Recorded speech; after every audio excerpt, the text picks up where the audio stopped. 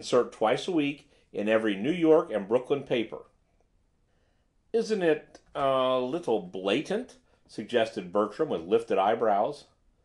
"Blatant?" repeated its inventor. "It's more than that. It's howlingly vulgar. It's a riot of glaring yellow. How else would you expect to catch the public?"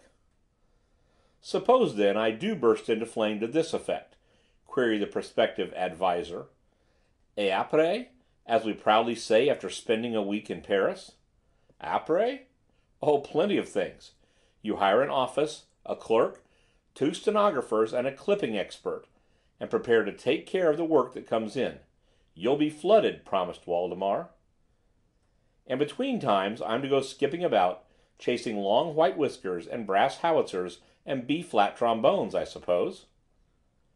"Until you get your work systematized, you'll have no time for skipping. Within 6 months, if you're not sandbagged or jailed on fake libel suits, you'll have a unique bibliography of swindles. Then I'll begin to come and buy your knowledge to keep my own columns clean." The speaker looked up to meet the gaze of an iron-gray man with a harsh, sallow face.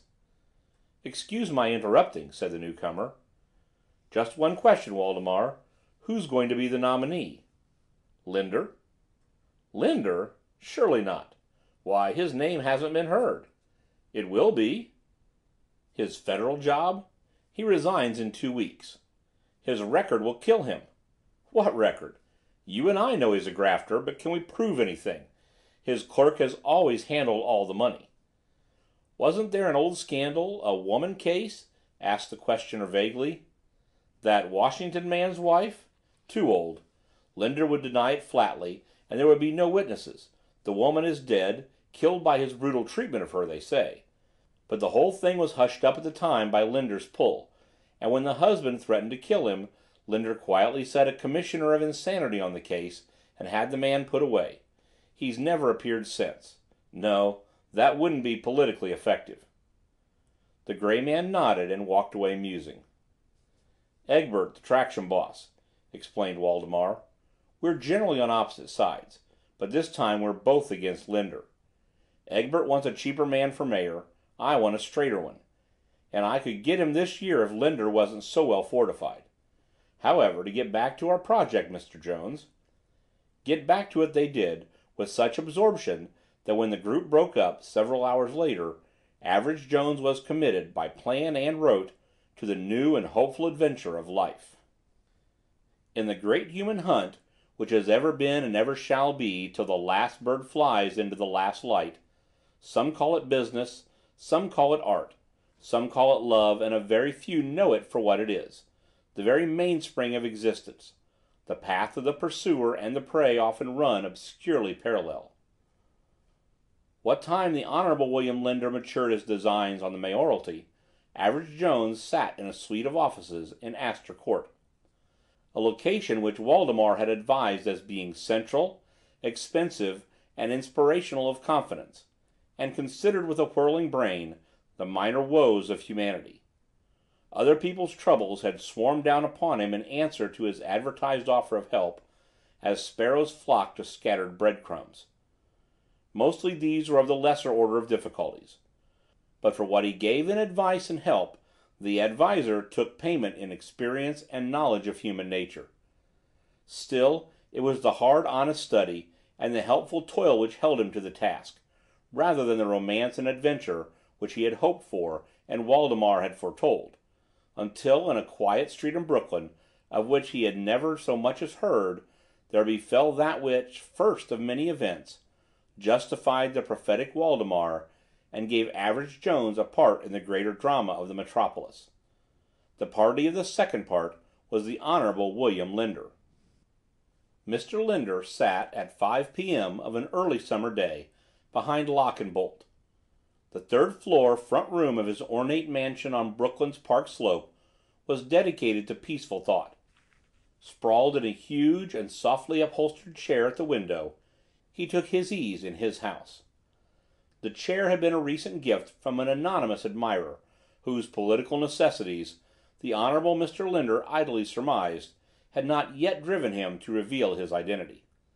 Its occupant stretched his shoeless feet, as was his custom, upon the broad window-sill, flooded by the seasonal warmth of sunshine, the while he considered the ripening mayoralty situation.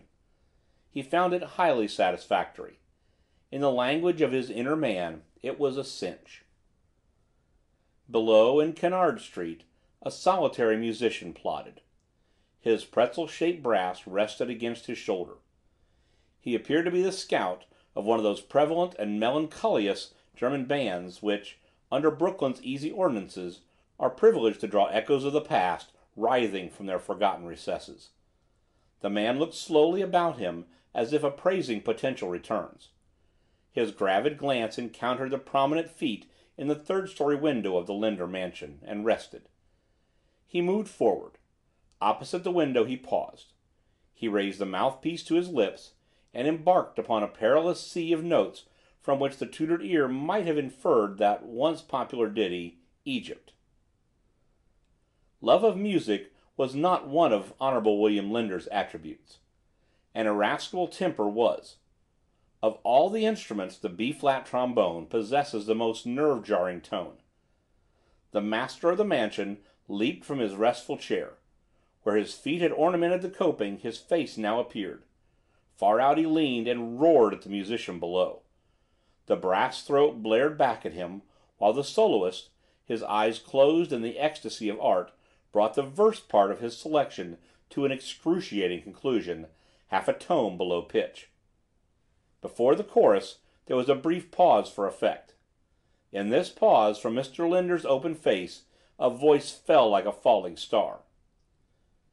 Although it did not cry Excelsior, its output of vocables might have been mistaken by a casual ear for that clarion call. What the Honorable Mr. Linder actually shouted was, "Get the hell out of here!" The performer upturned a mild and vacant face. "What you say?" he inquired in a softly Teutonic accent. The Honorable William Linder made urgent gestures, like a brakeman. "Go away! Move on!" The musician smiled reassuringly. "I already got paid for this," he explained. Up went the brass to his lips again. The tonal stairway which leads up to the chorus of Egypt rose in rasping wailfulness. It culminated in an excessive, unendurable, brazen shriek, and the Honorable William Linder experienced upon the undefended rear of his person the most violent kick of a lifetime not always devoted to the arts of peace. It projected him clear of the window-sill. His last visible vision was the face of the musician, the mouth absurdly hollow and pursed above the suddenly removed mouthpiece. Then an awning intercepted the politician's flight. He passed through this, penetrated a second and similar stretch of canvas shading the next window below, and lay placid on his own front doorsteps, with 3 ribs caved in and a variegated fracture of the collarbone. By the time the descent was ended, the German musician had tucked his brass under his arm and was hurrying in panic down the street, his ears still ringing from the concussion which had blown the angry householder from his own front window. He was intercepted by a running policeman. "Where was the explosion?" demanded the officer. "Explosion? I heard a noise in the larch house on the corner," replied the musician dully. The policeman grabbed his arm. "Come along back, you for a witness. Come on, you and your horn." "It is not a horn," explained the German patiently. "It is a B-flat trombone." Along with several million other readers, Average Joan followed the Linder bomb outrage through the scandalized headlines of the local press. The perpetrator, declared the excited journals, had been skillful. No clue was left. The explosion had taken care of that. The police, with the characteristic stupidity of a corps of former truck drivers and bartenders, decorated with brass buttons and shields, and without further qualification dubbed detectives, vacillated from theory to theory. Their putty and pasteboard fantasies did not long survive the Honorable William Linder's return to consciousness and coherence. An inside job, they had said. The door was locked and bolted, Mr. Linder declared, and there was no possible place for an intruder to conceal himself. Clockwork, then. "How would any human being guess what time to set it for?" demanded the politician in disgust. "When I never know myself where I'm going